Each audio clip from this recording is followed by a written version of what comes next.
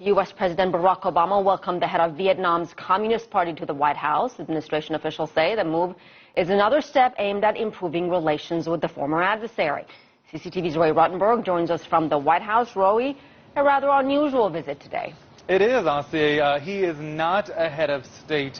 Nguyen Trong is actually the General Secretary of Vietnam's Communist Party. He is being welcomed here in Washington as a head of state. Remember that Barack Obama met with the Vietnamese president back in 2013 here at the White House, and he also met with the Vietnamese Prime Minister in 2014 at the sidelines of the ASEAN summit in Myanmar. This is a very important visit because General Secretary Trong is seen as one of, if not the most powerful figures in Vietnam. What he says matters a great deal, so his views on a number of issues, including on what relations between Hanoi and Washington should be, count for a lot.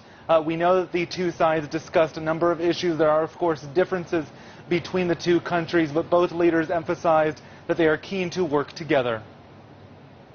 Over successive years, what we've seen is the emergence of a constructive relationship that is based on mutual respect and that has benefited the peoples of both countries. In a constructive and candid manner, we also discussed our differences and the way forward, including the Trans-Pacific Partnership, the TPP, as well as the human rights issues.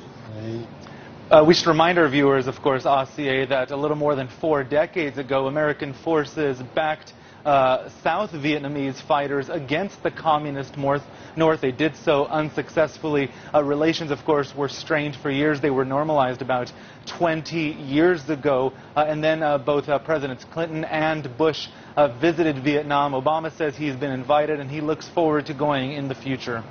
Roy, it looks like some people are not happy about the visit, also not happy about warming relations between the United States and Cuba. What are we hearing from these opponents? Yeah, you mentioned Cuba there. Remember last week Obama announced that he would be opening an embassy in Havana for the United States. That's, of course, controversial, as is the decision to improve relations between the U.S. and Vietnam, another communist government. We saw some protesters outside of the White House today. Most of them were Vietnamese Americans who were angered over what they say is basically a capitulation to the Vietnamese government there. They said they haven't made enough improvements on issues like human rights, and they'd like to see the White House use economic pressure to force leaders like Trong and the President and Prime Minister to change their ways on those issues.